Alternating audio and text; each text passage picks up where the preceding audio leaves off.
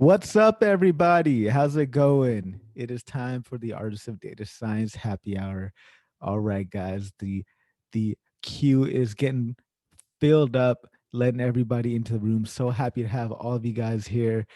Oh man, it is popping off, guys. Welcome to the happy hour, everybody. Hope everybody's doing well. We got people slowly and surely funneling in. Right on, man. How's everybody doing today? Yo, what's up? Hey, how's it going, man? Right on. So we got the room filled up quite nicely, guys. Welcome everybody. Hopefully, you guys got a chance to check out the newly released episode today. I did an episode with Sundus Khalid. It was a awesome episode. She's really inspiring, really awesome person. So hopefully, you guys got an opportunity to check that out. So we got some regulars back. Welcome Dave back in the house. We got Hasib, Christian, Eric, Tom, Nicholas, Mark. How's it going, everybody? We've also got a another special guest here with us today. We got Shantana Tully. She's been on the podcast before. Hopefully, you guys got an opportunity to check out that episode. She worked at CERN for a while. She's doing like crazy physics type of stuff at CERN. Um, Monica is here. Right on, man. Super happy to see everybody here. Um, so what's up, man? If you guys got a question, go ahead and type that question out, put it right there into the chat. But if anybody wants to go for it right now, you have the floor. So if anybody has a question, somebody is unmuted. We'll go with Sadaf right now since you are unmuted. Go for it. And then while she's speaking, everybody, if you have a question, feel free to just type out "I have a question" right there into the chat. That way I can hold your place in line. Hi everyone, I'm new here. I hope everybody is all right and can hear me properly. Yeah, could hear you Can absolutely clearly. Okay, so this is my first time here, and I was really keen to come in this hour. My question is mainly related to a deep learning model that I'm working on at the moment. It's on Euroset dataset, and I'm doing a transfer learning on that. And my question is mainly related to the accuracy on the test set that I'm using. So anybody who has done something related to that, I think can give some insight into it. What I have tried is to do the resampling, to balance the classes, to add the class weights, and I have also tried the fine tuning of the network, but I haven't really been able to get a better accuracy in my results. So I was just wondering if anybody has got any other ideas to try with. Yeah, so I know precisely zero things about deep learning. Sorry, I know precisely zero things about deep learning. So, um, anybody here know anything about deep learning? Like, unmute yourself and go ahead and help her out because So, Sadaf, did you say you're trying to do transfer learning on your set?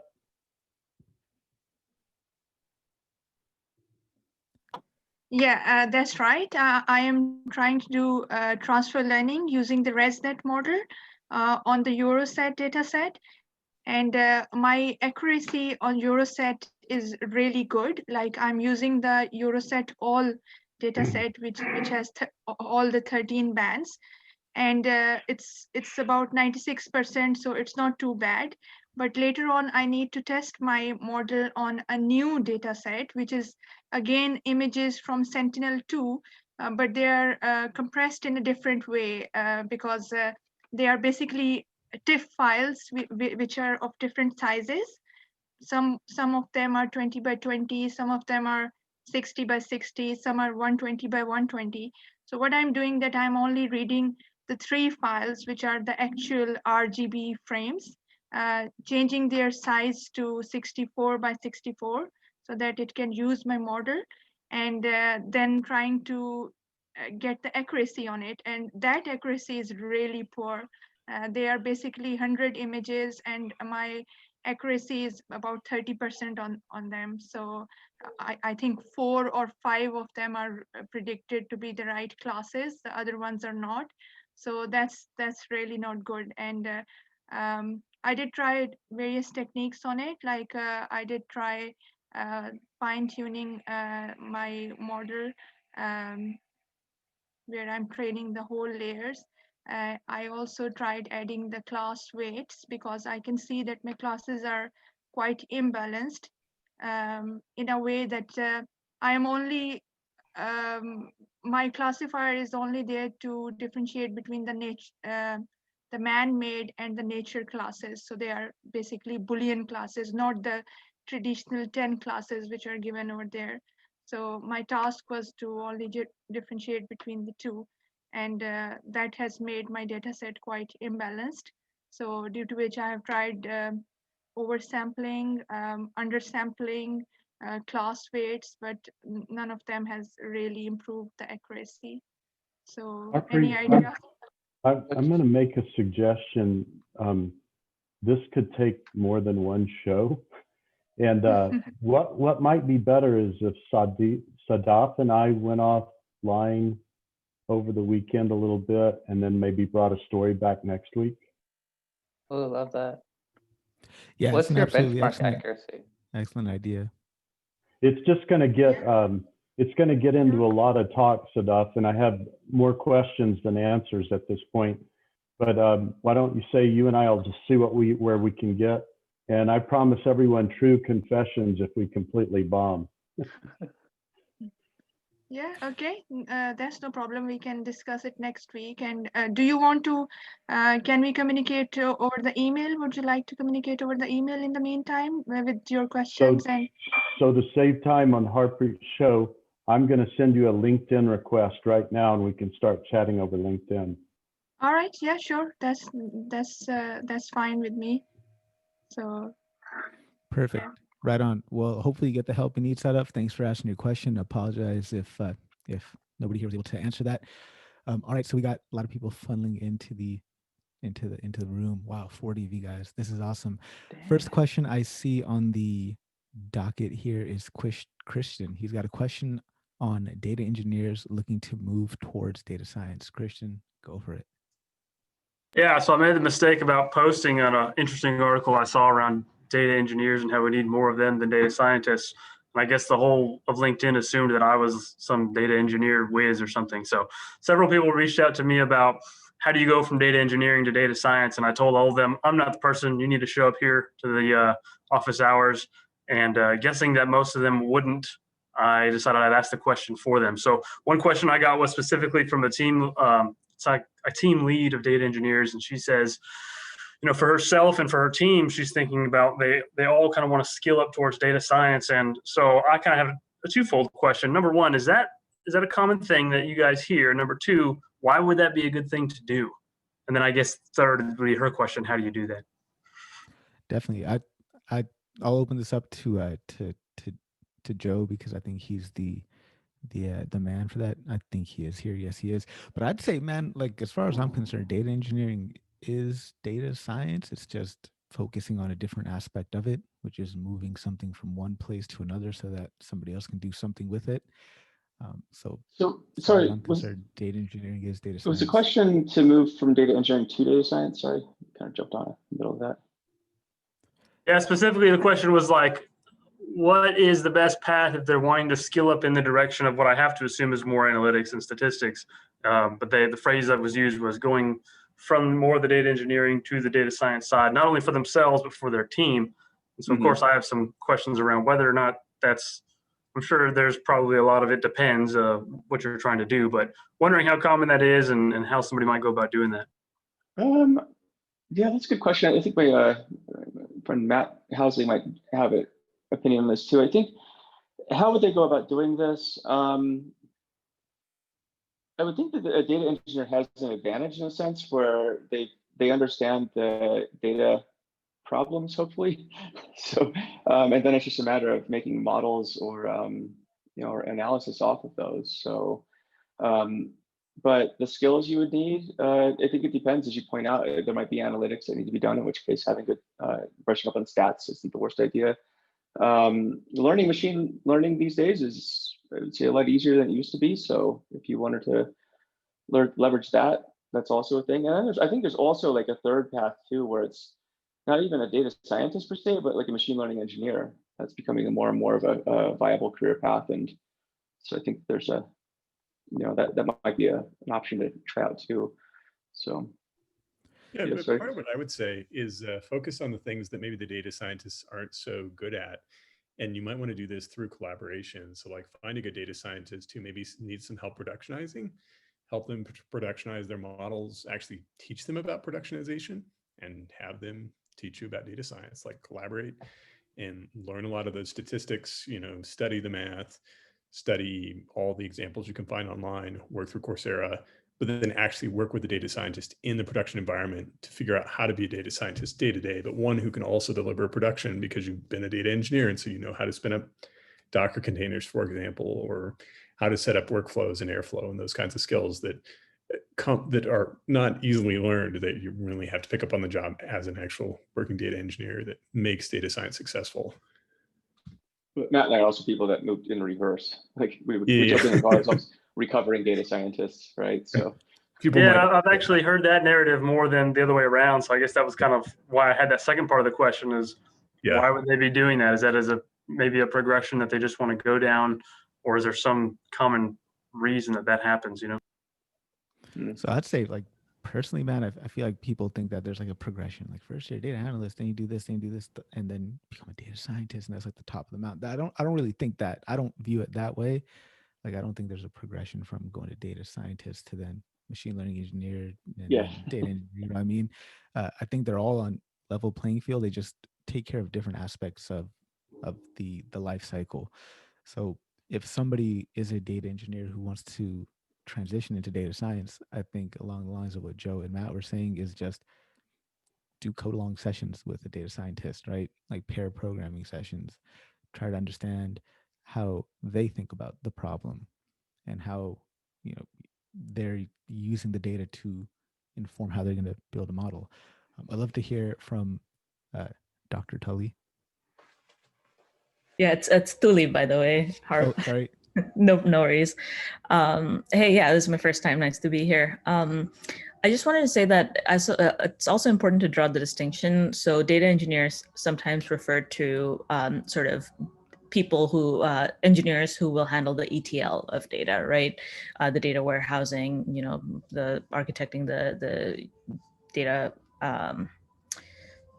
the structures or the databases where the data lives. So I have generally used the word in that sense.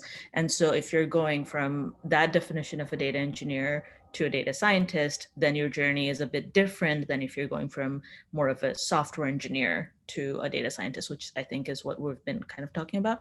So there's that. And then I totally agree with you, Harp, that it's with like machine learning engineer, especially, so which is my title right now, is machine learning engineer. It's just a different part of the life cycle, right? Like I'm a data scientist. I like doing the end-to-end, but I sort of specialize on the machine learning part of it.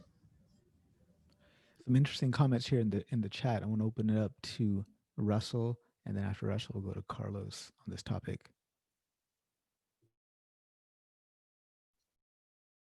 Hi, evening everybody. I'm here from London in the UK.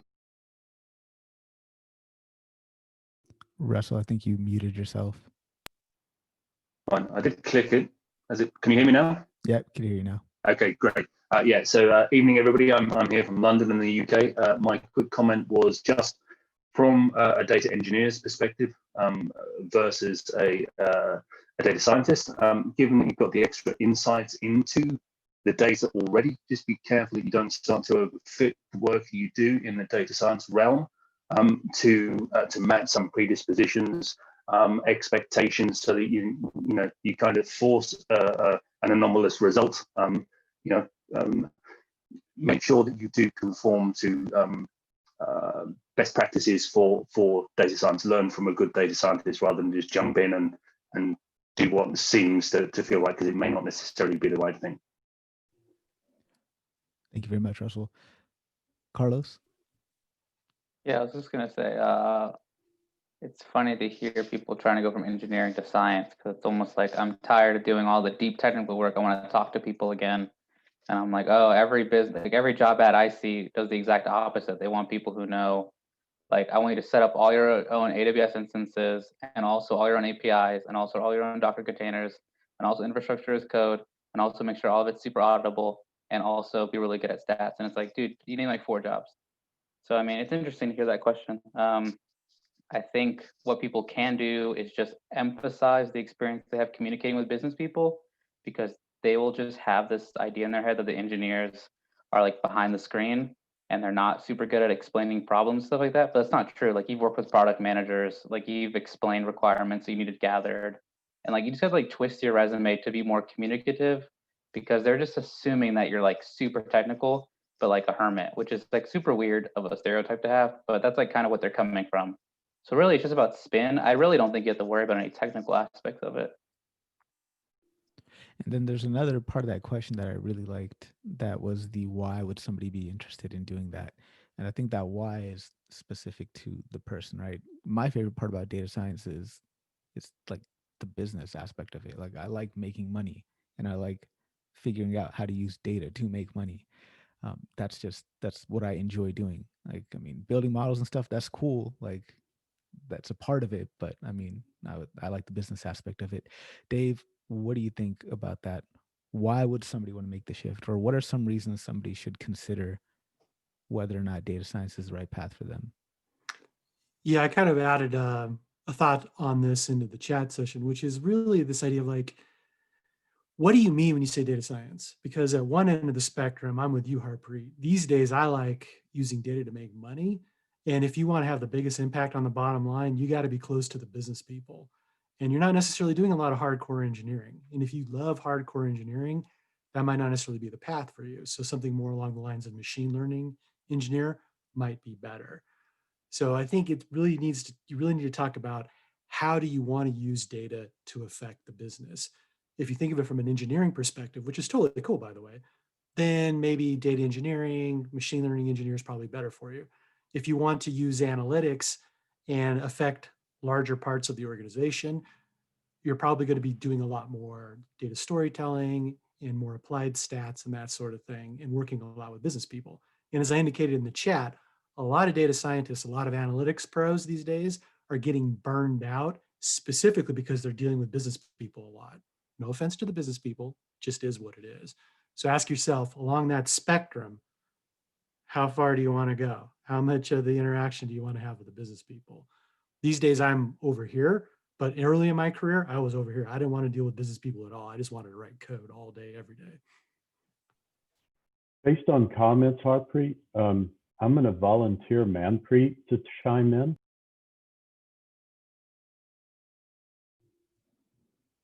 Manpreet, go for it.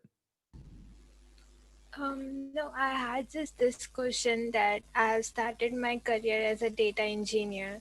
So how much value or importance does these title have when you are starting your career as a fresher? You're either you're a data scientist or a data engineer or machine learning engineer. So what importance does this titles have when you're building your career as a fresher? So look, man, titles mean absolute shit. Titles don't mean a goddamn thing. Skills do, right? Skills is what matters, right? That's what is going to help you move up the level, right? Getting skills moves you up the competence hierarchy, which then will move you into any position that you want. So titles, I don't think matters. Does anybody have anything else to add on that? I think in agreeing with you though, it's about the spin, right? Like on your resume, if you put data engineer, they will think something different than if your resume says data scientist. But you can uninfluence their bias with like your story. So yeah, I mean, you're correct, Harpreet, but like there always a real like person reading paper effect of what it says on the paper. Yeah. I can speak. Oh, go, Nicholas, go. I just wanted to say, on paper, I have 8 years experience as an engineer, not a data engineer, a project engineer, an electronics engineer. In practice, a lot of that was doing a lot of the things that you would expect to see under a data scientist's job role and responsibilities. I really struggled to find roles back in data science, despite the fact that I could spin skills, responsibilities, achievements. Quite often people would just look at the title and it would be an uphill battle to, so I mean, that was just my own experience with that. And it took me working with career coaches to work out how to properly spin my career experience. So I think if you're working with titles that are really sort of odd and out of the ordinary, it's something to be aware of. In my limited experience, as long as I've had many titles that weren't data scientists, but I was able to just sprinkle in doing data science type work to solve these problems, but I had the different title, and that worked as far as spinning your story and in your experience descriptions. Here's Nicholas. What were some of the key takeaways that you had from the career coach with respect to that? And then after that, I'd love to hear from Shantanu.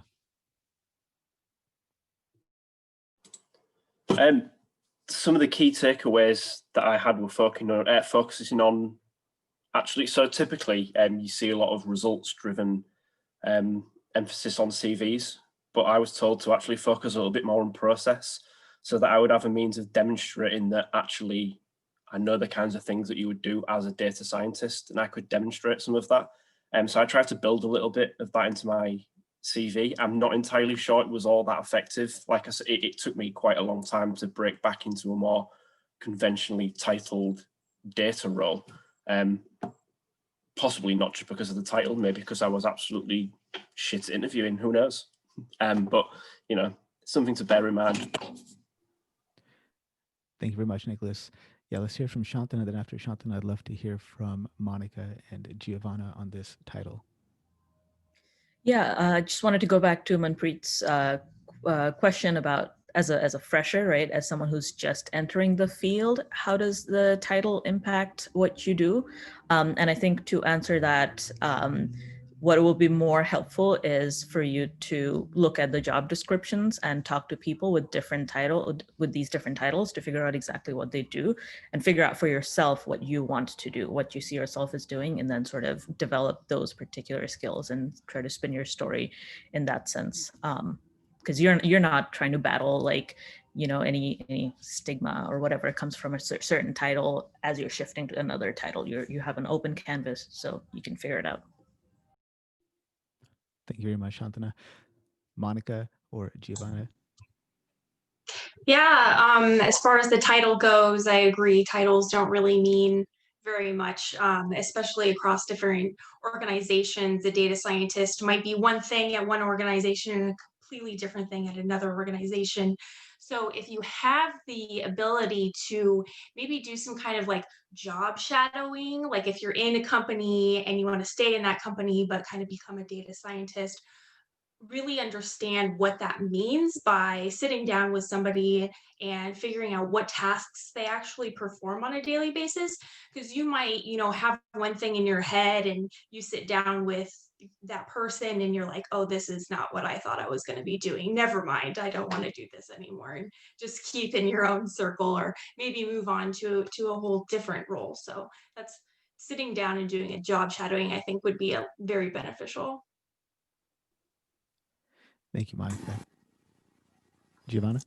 Yeah, I just want to share that as Monica wrote on the chat, it's very confusing for many people.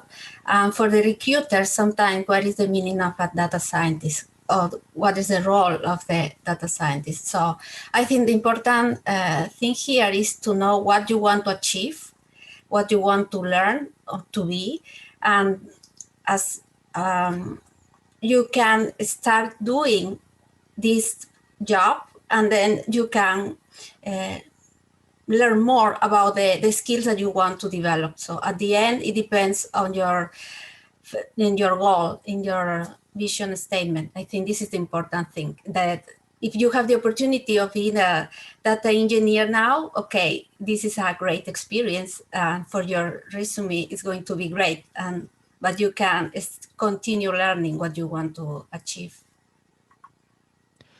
Thank you very much. So I think we got two questions out without one session there. So Christian, I hope that answered your question. And then I also hope that answered Manpreet's question. So next up, I've got, I'm just going to read out the list that I've got for questions so far. I've got Mark, then Megan, then Anna, then John, then Ashen. So you guys hang around, wait your turn, and we'll definitely get to your question. I noticed that Ayush is unmuted. So if you want to contribute, let me know. Yeah, actually, I had a follow-up question uh, to Manpreet's question. Like, as you said, titles don't mean anything, but if somebody reads my resume and he sees a data engineer, I'm sure that he or she has a particular perception that, okay, this guy is doing this sort of work.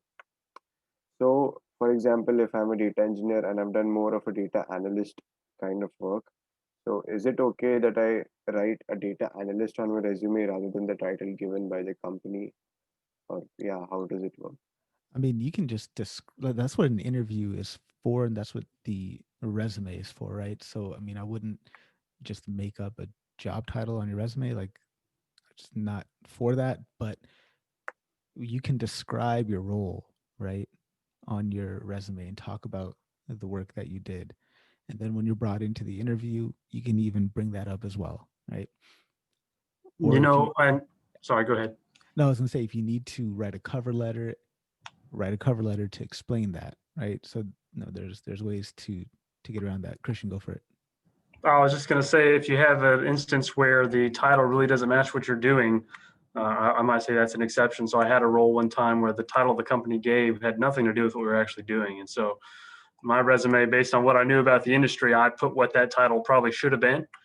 And so just keep that in mind. You're not beholden to somebody else's moniker, especially if it doesn't match the actual function. This is also super true in like certain industries like consulting, where your title will be associate, and that will be 50 jobs under that title, and you're just like, okay, I have to self-label here, because also associate is junior in some places and the 7th level up at others. So it's hilarious how like funny titles can be by industry. You got to self-title to some extent. Yeah, self-title and describe, right? Make sure you're just describing what you did adequately. Wonderful.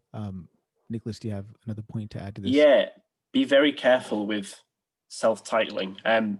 It's a little bit of a judgment call, because some places, when they're running checks, references and that kind of thing, will see that as if you're lying about your job role. Others won't. It's a little bit of a judgment call. I've worked places where that was one of our hiring practices, and we had our central recruitment team would just do background checks and dismiss people based on that it has happened. For people who were legitimately coming through referrals who had self-titled, it's just something to be aware of. Thank you very much, Nicholas. All right, cool. So let's go ahead and move on to the next question. We got Mark. Mark. Yeah, so a couple months I asked about, how to bridge the gap between data science and engineers, because my role sits in between that.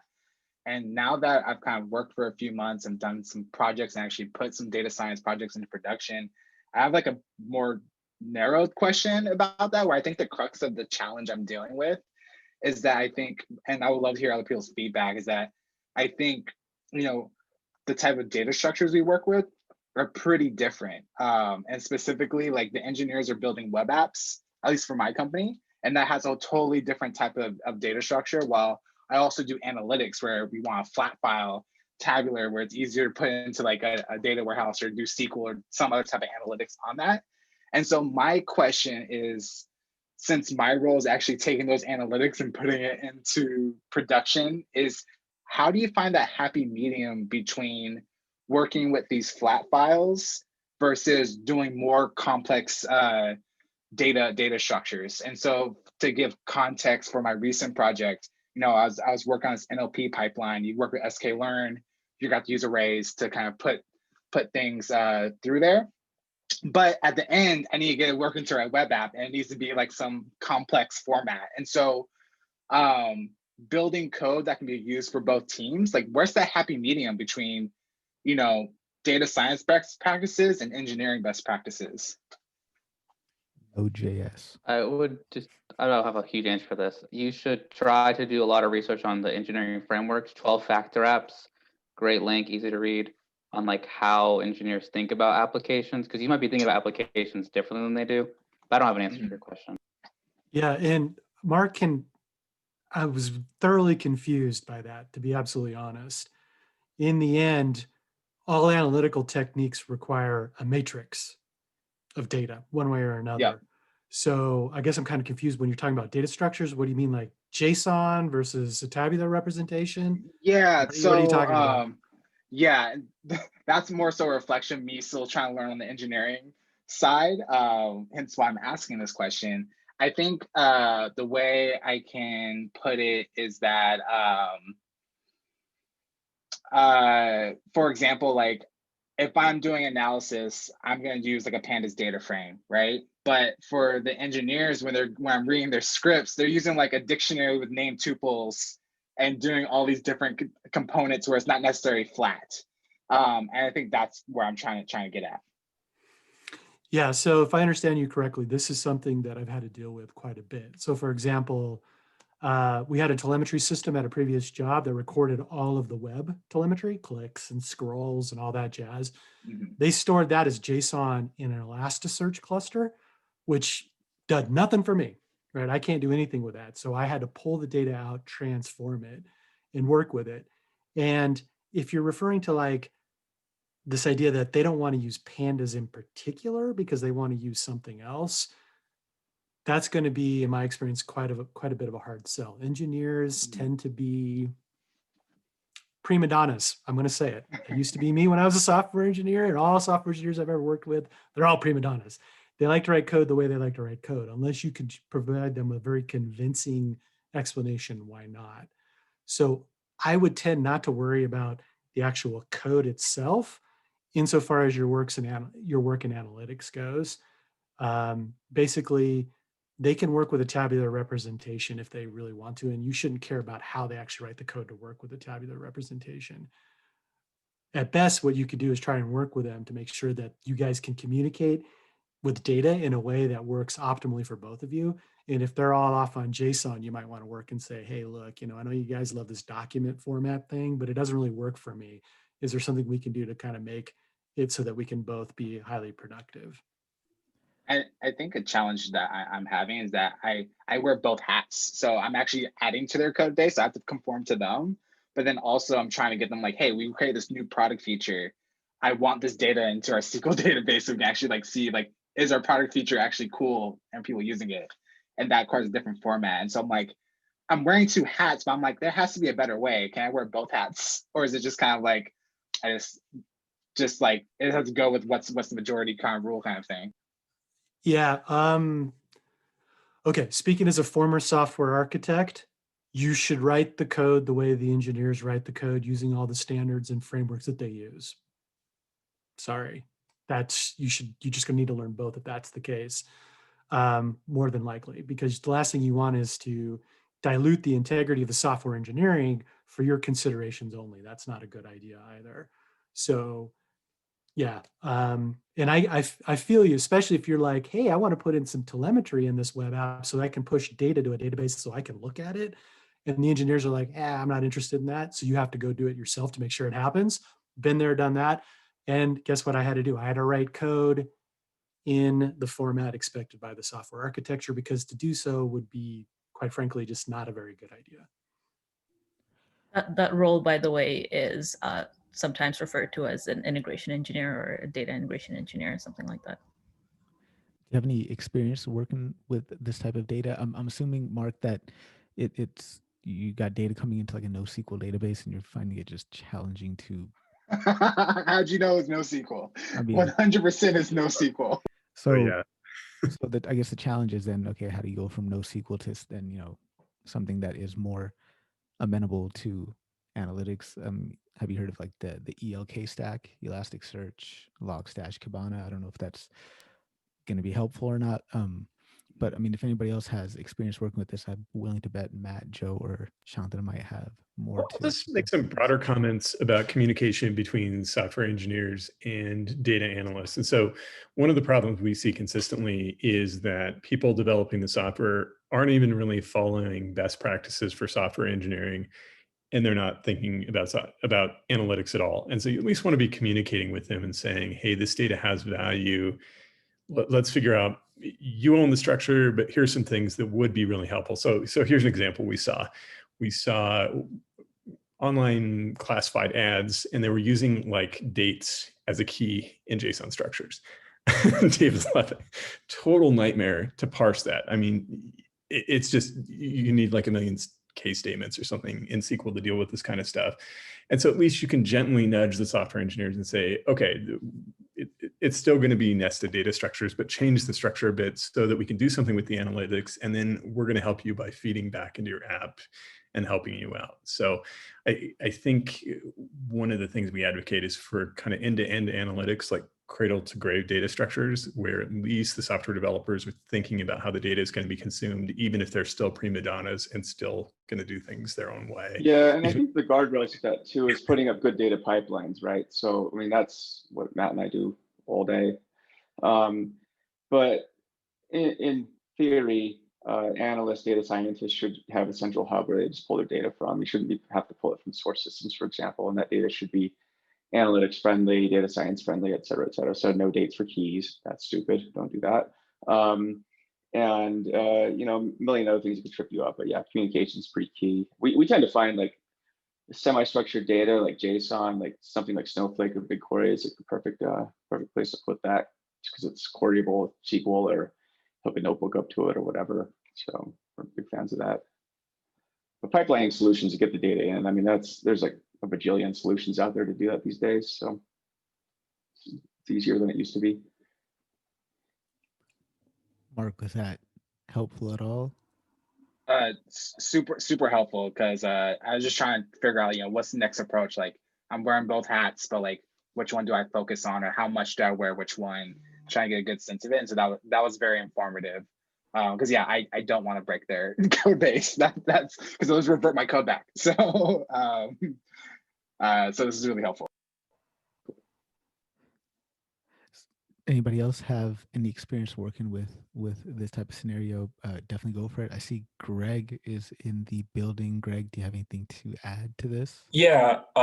Hey guys, I wanted to ask a question to Mark, because on my end, what I'm dealing with is, you know, existing systems that are built on, you know, JSON files, which is, you know, the Amazon built-in system, which is ION, which is a superset of JSON. So what we've done is leverage data engineers who created automated pipelines that transformed any new data, JSON data, and made it flat for us to be easily queryable for analysis. So I don't know how much lift you have to maybe automate that transformational pipeline for any, you know, continuing data that comes in. It transforms into a more manageable tabular form, really, format that you can use. We're a 65-person startup, so I'm gonna be the one that I basically write a helper function to turn it to whatever format they have into what I need to use. And I actually tried to, when I'm in the code base, I try to avoid using the flat files unless I have to. So like, for example, I was using sklearn and it says I need an array or data frame. I have to use that, but any other time, it's so smart to roll up my sleeves and figure it out, which is fun. Mark, yeah, I guess it's an opportunity for you to think automation, maybe, you know, how to transform it automatically so you don't have to keep coming back to it every time. And then, you know, this way you don't break the software engineer structure, and you have a transformative solution that helps you on the other side. So Mark, I really like that suggestion. Mark, do you just have a lot of columns that need to be created? What structure are you trying to get your NoSQL into? So I think because we're a startup, we actually don't have, we're like a big component of my job is actually getting access to more data. And so it's not like a high dimensionality problem. I think the thing is like the way they originally structured it, because they, as a startup, you know, they're trying to gain value as quickly as possible. They built a web app and now they're like, all right, cool, analytics now. And so the challenge is not necessarily that it's so many columns, but it's like nest it 5 times. So I'm gonna have like self-join and unnest and SQL. So I got some pretty gnarly SQL queries. Like I can get it to work, but my next goal is like, all right, I gotta work for myself, but how can I get it to work for the rest of the company so they have access to this data as well? I'm just curious. I've never had to use pandas that way or one of the pandas-like tools, but can you import a NoSQL into pandas and go from there maybe? I think you'd probably need to use something like Elasticsearch in this case, and I think you can use Elasticsearch in a Jupyter notebook. Like Elasticsearch is kind of built for queries on this type of data. That's understanding.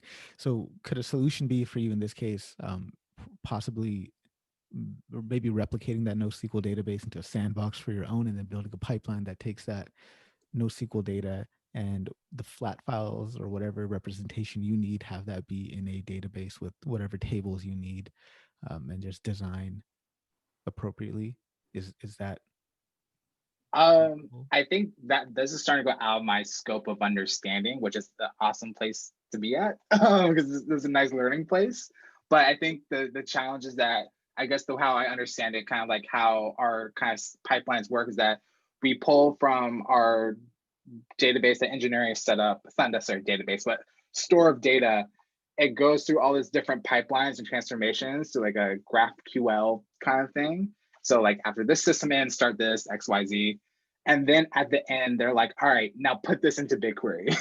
And so it seems that the best way I can think about it is BigQuery was done at the end of it's like not necessarily afterthought. They're like now like, all right, it's become a business problem now. We need BigQuery. So it wasn't like baked in. It was added onto it, if that makes sense. Dave, I saw you were unmuted there, and Joe as well. Yeah, I was just going to suggest that, Mark, you can ping me if you want, because I've built many pipelines to basically source data in suboptimal formats for analytics and then transform them and push them into data stores where I could use them efficiently for analytics.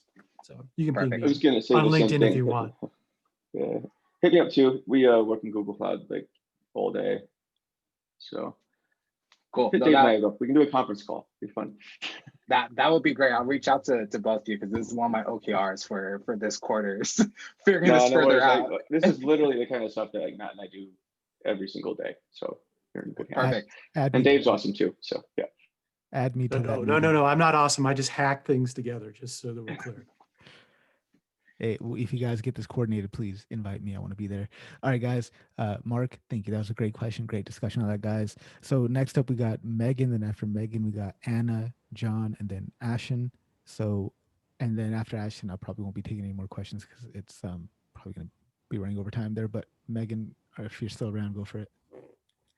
Yeah, I'm still here. Thanks. And thanks for having me. It's my first time here. So I am looking to make a career change, actually. I have a bench science PhD and love data, and have been trained to think about data, but lack the specific coding skills that would be needed to get into data analytics. And so I've been trying to figure out the best way to pick up those skills.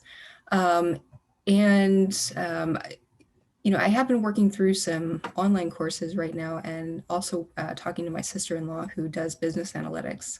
And she had pointed me to Dave's page, so I just got hooked up with that and haven't fully explored those resources yet. But I'd also run across boot camps. You know, Google puts up these ads, and I was like, well, is that something I should consider? Is this a reasonable and efficient way to get these skills, as opposed to trying to do it myself with these online resources?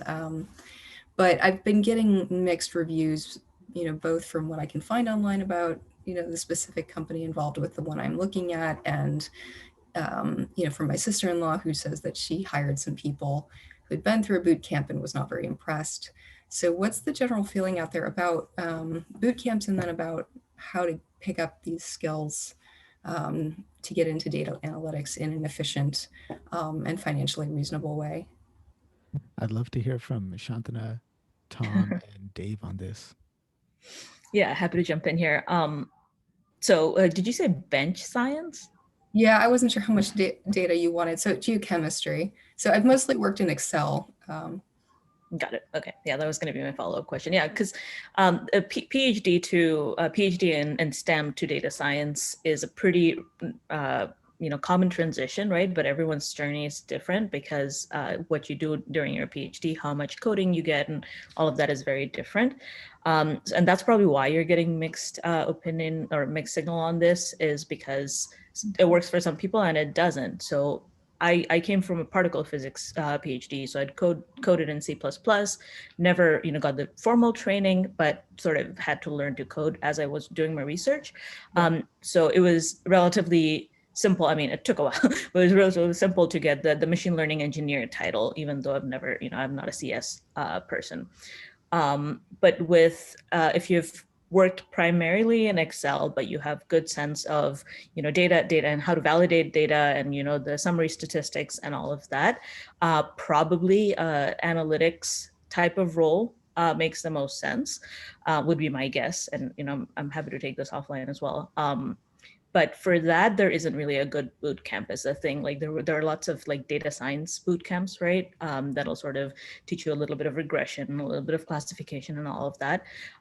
So for analytics, I would just say it's actually pretty easy to go from Excel to SQL and so on and so forth. So I guess I put a lot of emphasis on like self-teaching stuff and just like asking people who have sort of been through that journey. And if you do want to go into data science more and you want to pick up, you want to learn the different kinds of machine learning algorithms out there and so on and so forth, then yeah, certainly a boot camp can be a good way to do it.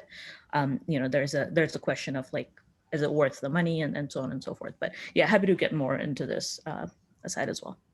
Thanks for that. That makes a lot of sense. Hi, Megan. I just kind of, I guess I've had a similar kind of journey in terms of picking up programming.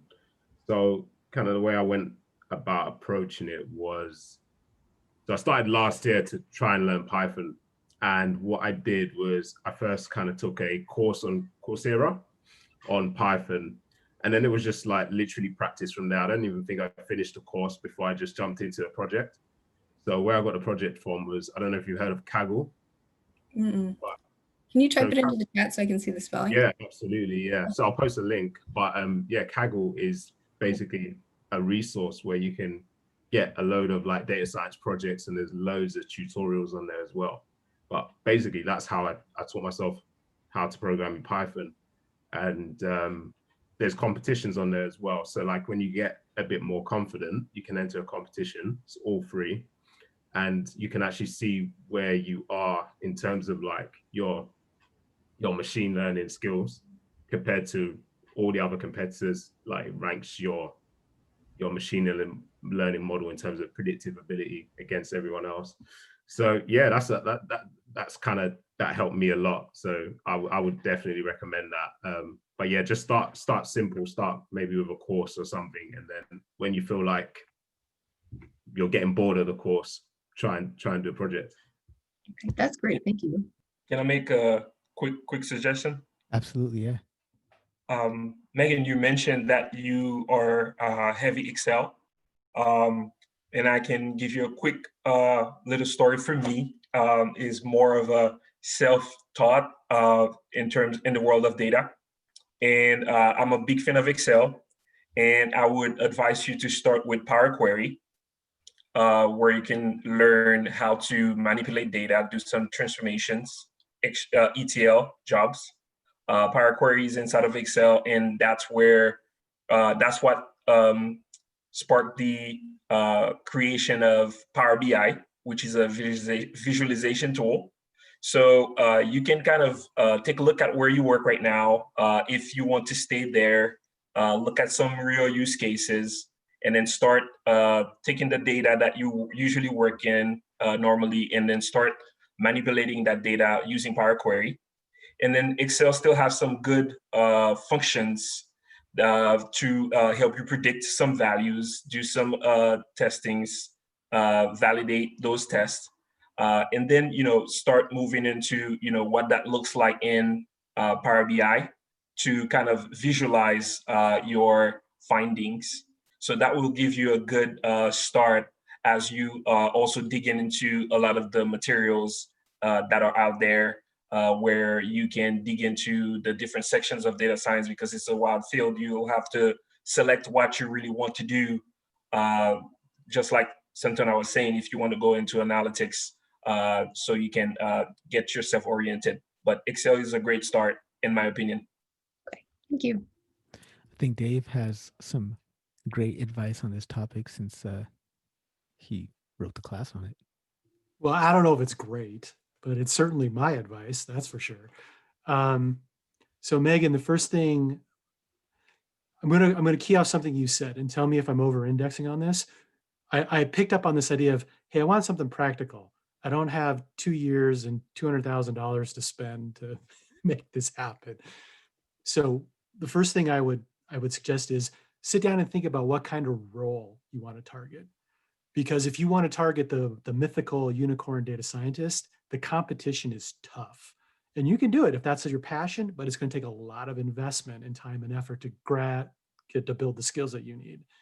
If you're looking for something a little bit more tractable, given the current job situation, in my opinion, you might want to look at a data analyst role at Amazon or Facebook or company XYZ.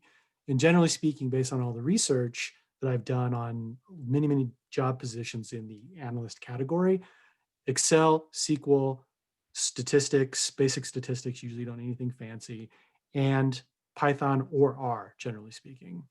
And generally speaking, you want to go in that order: Excel, SQL, some basic statistics, and then pick up a programming language. And you can definitely learn the things that you need yourself. If you have a PhD in chemistry, I'm assuming you've got enough math background that that's not going to be a problem. So you can learn everything that you need to yourself if you're motivated and you're diligent in a very cost-effective manner. Now, here's the key though. You need to differentiate yourself somehow. And these days, the best way to do that, in my opinion, and from the people that I talk to, is one, pick a business domain. Marketing, supply chain, finance, something like that. And pick a business domain and then say, okay, what are the analytics that people commonly do in this space? And learn that in addition to the basics. And then that allows you to say, hey, I've got the skills to actually do the job. And then, of course, and I say this over and over again, once you pick those skills up, advertise your ability to do things using content marketing, right? So do meetup talks, do presentations, keynotes, teach classes for free at some conference if somebody will let you do it. Get those things recorded, get yourself a YouTube channel, which is free, put that up there. And then what people can see is not only does your resume and your LinkedIn profile claim that you can do these things, but you actually have demonstrable proof that you've actually done these things. And that's a very powerful combination. Okay, thanks for that. Yeah, that's helpful to know. I'm glad you said that, because yes, you understood correctly what my situation is. And the things I've been learning are sort of in the order that you've been suggesting. So that's also really great to know that I'm more or less headed in the right direction. I had looked into data scientist versus data analyst and came to the same conclusion. Data scientist is far beyond where I want to spend time and have time to go at this point in my life. So data analyst just seems much more achievable at this point. So I would add to that something really important that I think you should hear right now is don't discount the skills that you have gained throughout the course of your PhD, because you still have a ton of valuable skills that don't even, touch on the coding stuff. That's just one aspect of it, right? I'm guessing throughout your PhD, you've probably had experience with problem statement, purpose statement, research questions, the hypothesis, research design, analysis, and then making a conclusion, right? All of this is data science. I'm willing to bet you've got skills in all of those. It's just one little bit of it, which is just the tooling, right? So the tooling is not hard to acquire, and I wouldn't, quote unquote, settle, if it sounded like you were saying settle for a data no. analyst. And thank you for that. I totally agree. It's the coding piece that I'm looking for right now. I'm just being realistic, I think, about where I'm at in my career, my education age, other job history, and just looking at what if I really wanted to go back to school at this point, which I really don't, and spend another, as you said, 2 years and $200,000, maybe that would be a thing. But I don't think you So- can do that. You can get good at coding in a few months. Right, Thank Dave, And, go for it. and let me add this, and I'm speaking as a former professional software engineer and software architect. So all of you code heads out there, don't yell at me. Don't over-index on the coding. To do analytics, you need almost no software engineering whatsoever. You just don't. Okay, you're not building production systems usually when you're doing analytics. You're typically just writing a Python notebook, or you're just writing an R script. So don't over-index on that. Focus on actually how to do the analysis efficiently and effectively first, and you can worry about the software engineering stuff later. Yeah, I'll just echo that and add that. So data science, right? It's much heavier on the science than it is on anything else. The scientific process, being able to sanity check, like gut check, the results that you're coming up with. Those skills, you learned through your chemistry career, and those are going to be very valuable. And then related to that, coding is not the hardest part of that to pick up. So I agree with Harp that, in a couple months, you can go from sort of beginner to a pretty proficient coder if you just, sort of stick to it. So I would definitely I don't agree with you that data science or data scientist is sort of far and beyond. I think you can definitely get there if you want. And, it might turn out that you don't enjoy analytics, right? Because it might. So definitely keep an open mind about that. And one other thing, if you have ever plotted data in Excel and fit a shape to it, you've done machine learning. So also don't discount that. If you've worked with data, you're already ahead of the curve. Dr. Wagner, I'd like to echo that what Dr. Tooley just said is your strongest point. I sent you a LinkedIn connection request just because, fellow PhDs, we got to look out for each other, and I can appreciate that. But I got some tips for you. And I think there's probably more that you can leverage from than you're even seeing right now. that's fantastic. I appreciate all the encouragement. I can use it too, because I feel like I keep running into a wall right now, trying to get out of higher ed. So thank you. Yeah, definitely. I can understand that frustration. Keep showing up to office hours and we'll coach you through it. Thanks for the question. Let's go to Anna. Are you still here? Yes, hi everyone. Thank you for doing this. So I started my master's degree in business analytics because ever since I studied economics, I wanted to do something useful with data, but I wasn't sure how. So I ended up in doing financial roles. Well, at the end, I decided I really wanted to start doing some data analysis and some data scientist roles. So I started to learn how to code. I started with C#, and Java, and then I went to data camp, and that was very useful for me because it really helped me to understand what was going on. But then SQL, I really loved working with it. It's really good. That is very useful.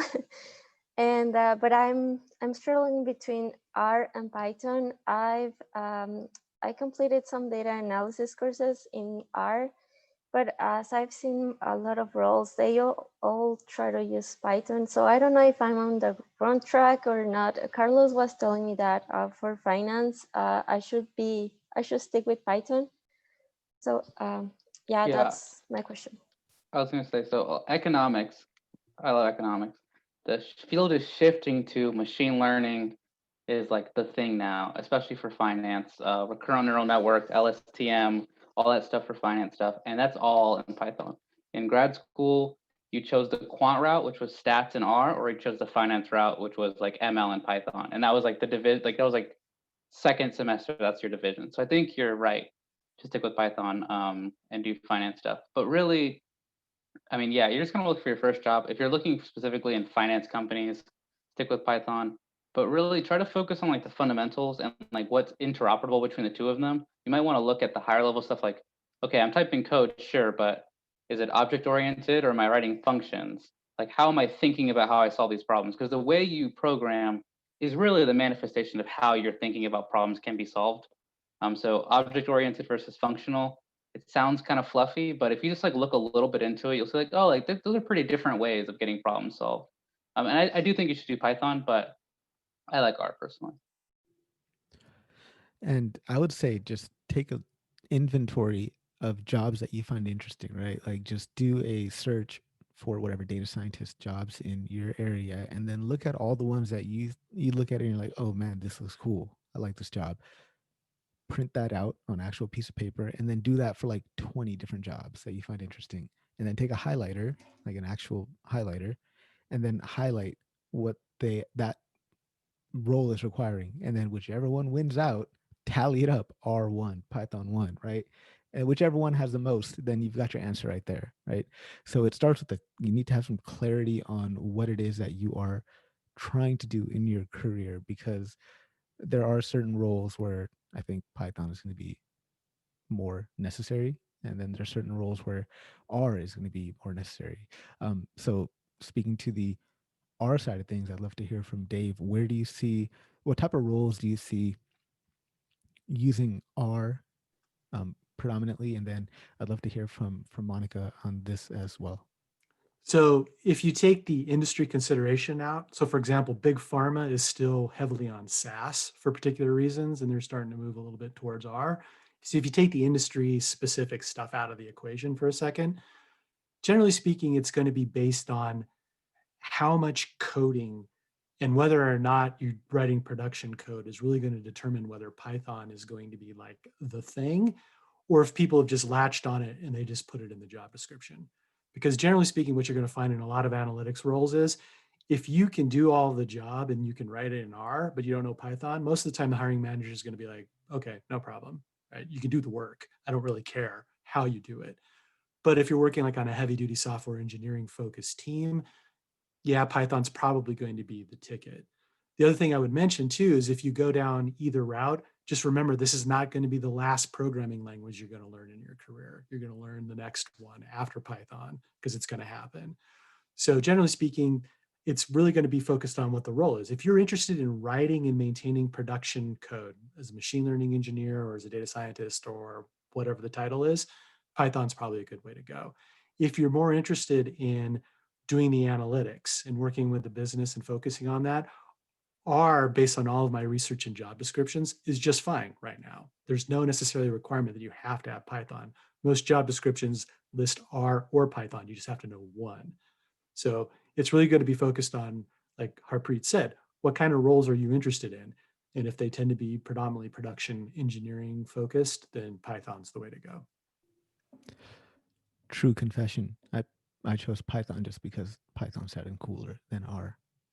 So, boo, boo. No, I had to do R all throughout grad school. So, to me, it was like, okay, I kind of already knew that. But I mean, Python just sounds freaking cool. Monica?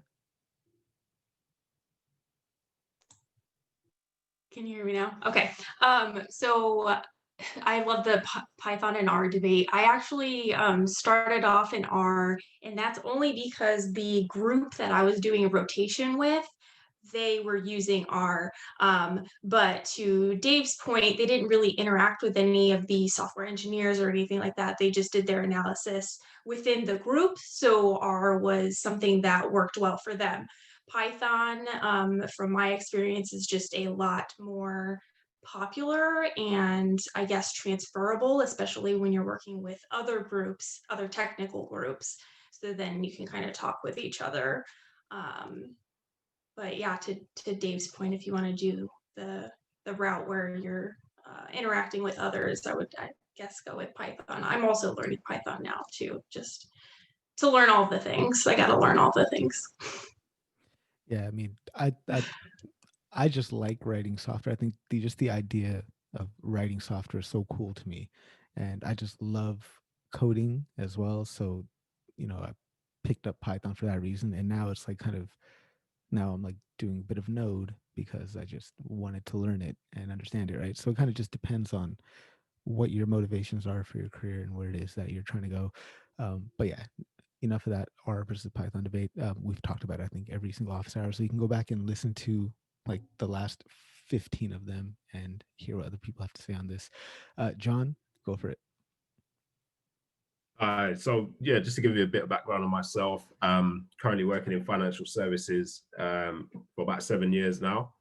And I've been an analyst pretty much throughout. So first in risk analytics and then in pricing analytics, where I've done quite a lot of behavioral modeling, risk modeling, things along that side, but it's always kind of just been for analytics purposes and making business decisions or making pricing strategy, or informing pricing policy.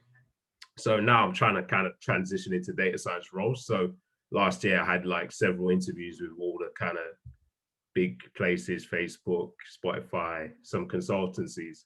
And a lot of the feedback I got, one from a particular consultancy, is that like, although I was able to kind of build machine learning models in Jupyter notebooks, they weren't productionizable. So that's kind of where I've become stuck, because a lot of the courses you see online and stuff, and a lot of the competitions, the Kaggle competitions, they don't really care about being able to productionize your models. It's just kind of get a good answer or get a good predictive model. So the question is really about what's the next stage? Like what's the kind of learning curve between where I am now, where I can build kind of a machine learning model end to end, from like data cleaning, feature engineering, all the way to training and evaluation, then to move that into production. What's the learning curve between that and the production stage? Yeah, I don't think there's too much of a huge learning curve. I think there might be an intermediate step in between there that I think might get overlooked sometimes, and that is just being able to work out of the terminal. So get comfortable with the command line for sure. How about Joe? Do you have any tips on this? I think it depends a lot too on what your production environment looks like and who's going to be benefiting from the model, right? So you do need to consider a few things. Actually, a buddy of mine, he runs this course. It's full stack deep learning. I would say go check that out. It's awesome, very awesome.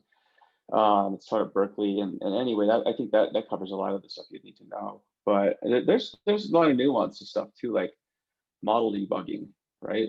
And detecting drift, latency, all the stuff you need to worry about as an engineer.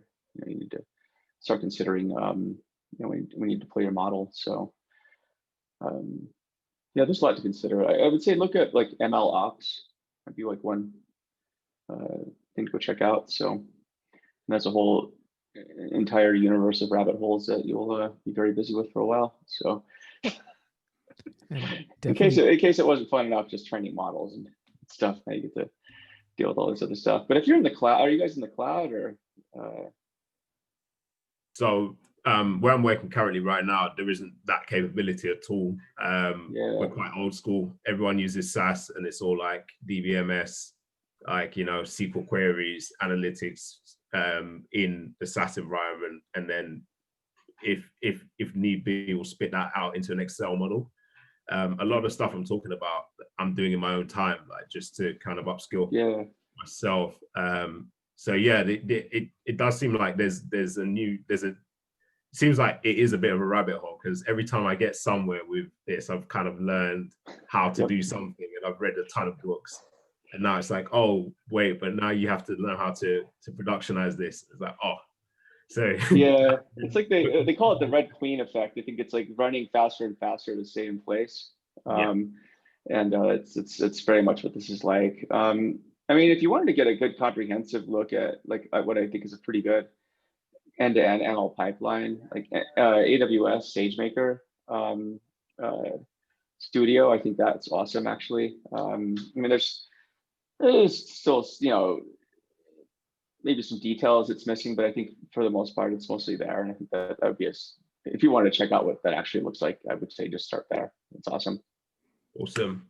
And also just to clarify as well, like where the kind of ML, I know we've kind of talked about this already, but where the ML pipeline kind of begins and the data engineering stuff ends, because I'm doing some stuff on the Google Cloud platform as well now, and they have a load of different tools to kind of bring data in from different sources and pull it into BigQuery, and then obviously you can write notebooks and stuff from BigQuery. So yeah, that kind of seems like there's, even before you kind of bring the data into BigQuery, there's a whole host of stuff that kind of looks like data engineering, you know. So and the data, so like Matt and I, we've done Google Cloud Partners, and we've done their certs and all that fun stuff. They have like the interesting notion, I think, that Google does a really good job is their certification process. They actually distinguish between a data engineer and a machine learning engineer. Yeah. Right. And data engineering, I would say, is like everything up to BigQuery, as well as analytics and maybe setting things up so you can do machine learning on it. But the ML engineer would take over after that. In GCP though, like BigQuery is definitely the hub where like all your structured, semi-structured data should go. They don't, if you have the option, just use it. And that's the hub where you would basically get all your data for your model training or analysis or anything else. So yeah. So, but yeah, the distinction definitely is like after. So if anything in like AI platform, for example, and GCP is like, that's ML engineering or data science at that point. Awesome, that makes sense. Yeah, and the other cool thing is if you're in BigQuery, check out BQML. You can just write machine learning code in SQL. Yeah, I've seen it. I find it well confusing. I'm not gonna lie. I find it so confusing, but I guess that's because I kind of approached it via Python first. But yeah. Walkthroughs on BQML and some of the other tools, the walkthroughs are really good for getting a sense of how to do something basic like multi-factor regression, for example. And then the next would be just try to push some data into BigQuery and see if you can make any sense of it. They have a lot of public data sets in BigQuery too. You can dork around on. So yeah, awesome. I think I'm about to say this last week, but look into the Kedro package. It just provides you a nice framework for you to begin to start thinking about how to write production quality code. There's a YouTube channel that teaches it really well by somebody called Data Engineer 1, and this concept of pipelines and nodes and treating what you're doing as a DAG, as a directed acyclic graph, is very, very helpful. So couple that with just getting really good working out of the command line, I think you'll be making that transition from notebook to production code fairly quickly. I'm wondering if, Shantanu, do you have any tips on this, how to go from notebook data science to production level? For me, this was something that I was scared of. Like, yeah, I mean, like, so the thing about notebooks is that you can just sort of see as you're going. You know, you can get the immediate effect. But with Python files, for example, it is more abstracted away. You know, you have to trace back your errors to the right place and stuff. So for me, what helped me with gaining confidence is getting better and better at debugging and following those error messages. So just do it, and then as you iterate, you'll get better at it. So do you, like, when you're writing a Python script in, like, I don't know what you use, like PyCharm or whatever, do you start in the notebook and move over? Because I've tried that approach as well, like starting in the notebook and then moving it over once I'm kind of happy with it. Yeah, I've definitely done that, and I still often do that for sure. All right, makes sense. And I just want to mention, like, many companies actually use notebooks in production, right? Like Databricks is meant for that. So it's you can definitely take those skills pretty far too. Okay, thank you. So Shantanu, I've got a question for you though, because you've got experience working with this, with just massive, like petabyte scale data from when you're at CERN.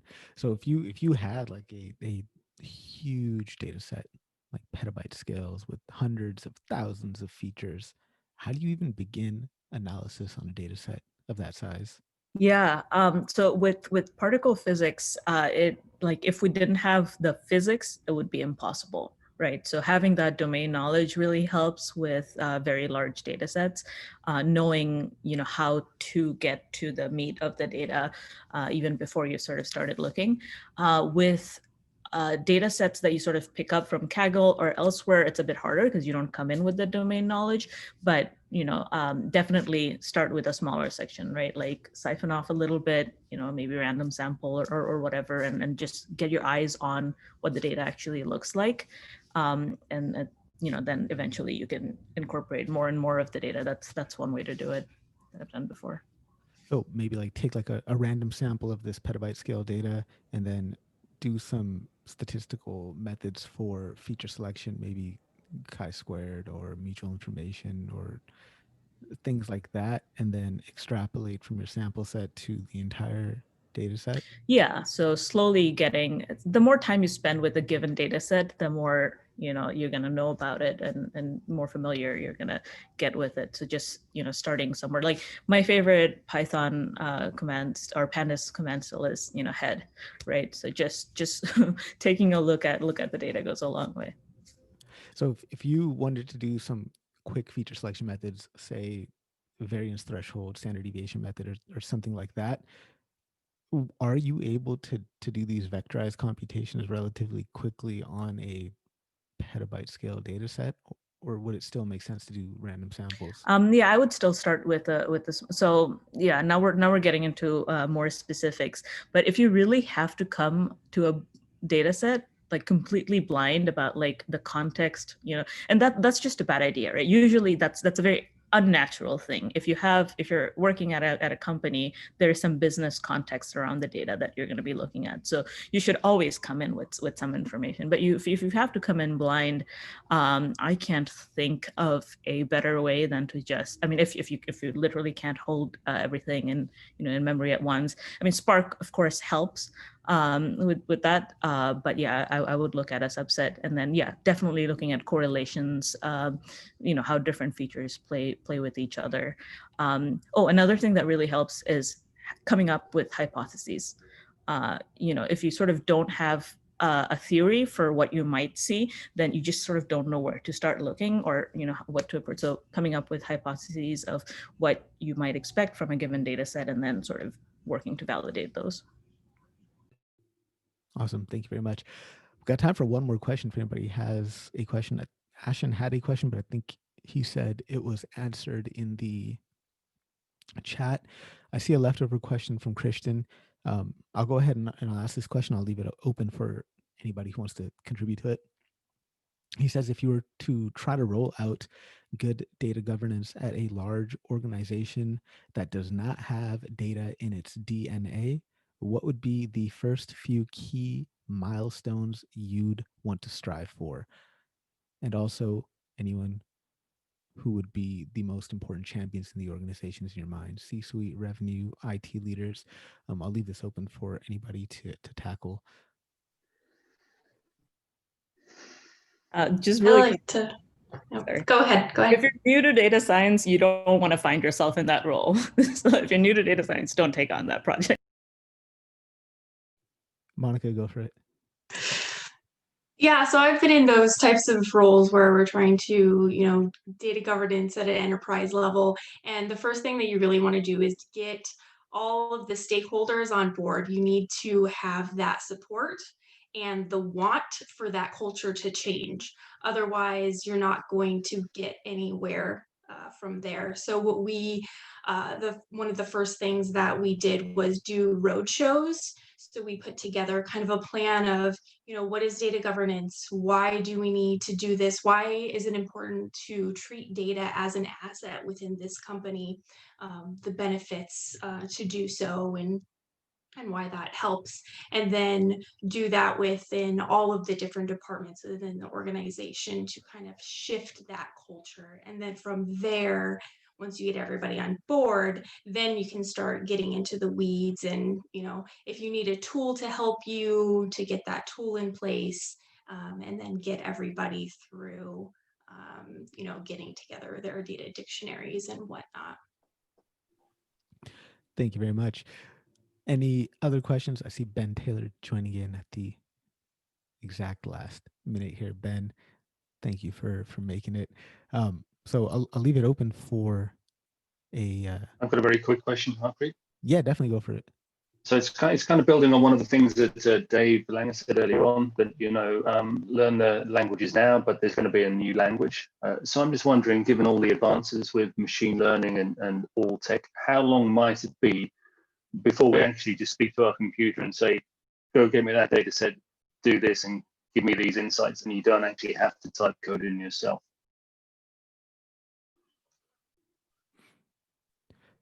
I see people laughing. Yeah. A long time. A very, very long time. When is Neuralink coming out? Because then I could just think about what I want and make it happen. That'd be awesome. But no, that's a great question. Ben, if you are here and want to tackle that, go for it.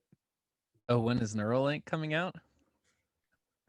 Well, so Elon gives you an estimate, and then you can be hopeful and love Elon for it, and then he times it by 10 or whatever. I think you might. Did you catch Russell's question by any chance? Oh, I didn't. Sorry, my audio was all screwed up. Oh, no worries. Russell, What was? Sure. What's the question? So it's just about the evolution of different programming languages within data science and ML. How long might it be before you can pick up your microphone and tell your computer, go get me this data set and give me these insights, and you don't actually have to code anything directly yourself? Yeah, I love this question. So one of the things that's limiting us there is the automatic speech recognition. Like it still makes mistakes, and there are research groups that have reported superhuman accuracy. And so superhuman accuracy, I think it's 3% word error rate. And so a word error rate is an insertion, a deletion, or a substitution. And you're giving the natural language processing a gift, but if you have any of that, it just screws it all up, the downstream. Like it's very hard for natural language processing to do much with it, but we're so close. So I would say this decade, definitely. Hey Ben, let me ask you this question on context and speech recognition. I mean, what progress has been made on understanding the context of speech? Because I noticed that YouTube is still terrible at this. You can be watching a video on a physics topic and it messes up all the physics words. Yeah, so that falls into the language model. And so to help people kind of, I love automatic speech recognition. We did it at HireVue, and unfortunately, this is one of these challenges that a lot of people in the data science community don't get to play with. And I would say the reason they don't get to play with it is the data sets aren't freely available. So if you want to play with ImageNet, anyone on the call, go download ImageNet tonight and go play with it. If you want to build an automatic speech recognition for English, you don't have access to it. So the way these work is you have an acoustic model that converts the audio into letters, and you have a language model. So the thing that you hit on, Matt, is the language model. So the language model is very sensitive to what are the possible words in the word universe. If I say something and it's misunderstood, it has to make some assumptions. And so what you find for specialty topics like data science, it's going to be lacking, where it's going to have a hard time. So at HireVue, we definitely dealt with, eventually we trained our own in-house. It's super exciting. The other thing we see with automatic speech recognition is it can lag with some of the adoptions. So you have really cool things coming online, like transformers and other things, and there's a little bit of a delay for some of that stuff to trickle down. Maybe there's less of a delay now. So I'm being a little naive because I was in this space really deeply 6 years ago. I haven't been buried in white papers on automatic speech recognition within the last couple of years. So if I may be so bold, Russell, to add this, take all of let's assume for the sake of argument that we have automatic speech recognition and it's 100% accurate. Okay, cool. When I sit across this table from a business person and we can't actually communicate at 100% accuracy regarding what analytics and what insights are actually being generated, I think it might be a little tough for the computer to do that for a while. Yeah, comprehending is a big problem. The fascinating thing with speech is it really does try to use the context of the conversation to make a prediction. So when speech recognition is working, it's not working on the word-to-word level. It has a very wide horizon. It's consuming everything that's being said. I forgot what our horizons were at HireVue, but it's like 50 words or longer. Just like a human, if I say the word night, no one on the call knows what I'm talking about. But I say the Black Knight, get a little bit closer, you still don't know. But if I say the black light with armor, you're like, aha, I now know what you're talking about. Like there's context around everything for comprehension, but computers suck at comprehending anything today. Amazon just released this feature with Alexa where now they're starting to Alexa will start asking for context. Do you think it's good? That's awesome. Yeah. So if it doesn't understand, say, hey, can you tell me what you mean? Give me more. So before I answer you. So I think that's great. Going in the right direction. Well, the other thing too, hopefully I don't get in trouble from Greg, but the Alexa is actually, it has a huge advantage because of the hardware. So controlling the hardware is very important. So I forget the exact details, but I think inside the Alexa, if you decide to rip it apart, there's 4 microphones in there. They're very, very intentional on controlling the hardware. Automatic speech recognition is very difficult. If I just randomly send you an audio slug, even Alexa is not going to get it.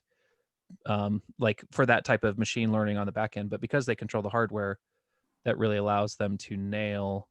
And I imagine, hopefully behind the scenes, I imagine there's some continuous learning in ways that they're improving the system over time. The last thing I'll throw out there, GPT-3 is writing code, so it'll write some cute Python code that'll execute. And right now I put it in the category cute, but I think during the next 10 years, we're going to be dealing with, I want to wake up in the morning, pour my coffee, and have a conversation with my house where I'm assigning it objectives and asking it questions. And if I needed to go scrape something, it's hammering away. And if it has to figure out a loophole, it'll actually go contract some humans within my budget to go plug in some scraping software. I guess scraping is one of those topics we don't talk about, right? I don't scrape anymore. No, just not scraping the entire internet user data. I know Florin's in here. Yeah. Florin, I can't help you with that question. All right, guys. Well, thank you very much. So last call for questions. If anybody has a last minute question, then this is going to be the time. I'll give you an opportunity to type it into the chat if you have a question. If not, please check out the episode that was dropped today with Sundus Khalid. I think all of you here are subscribed to the newsletter, so check out the newsletter. Lots of great resources on there. There's specifically a call to action with the song of the week on there. If you guys could help me out with that, I'd really appreciate it. Go click on that link to go listen to that Akira the Dawn song, and then comment on YouTube that the artist of data science sent me here so that I can get him on the podcast. You guys can help make this happen. Thank you very much, guys. Thanks for coming and hanging out. Excellent questions today. Excellent discussion. As usual, this will be up on the podcast and on YouTube. And there's so much great content in the chat that I will make sure that I link to the chat as well. Take care, everybody. Remember, you got one life on this planet. Why not try to do something big? And I'll see you guys next week. Cheers. Great job. Thank you.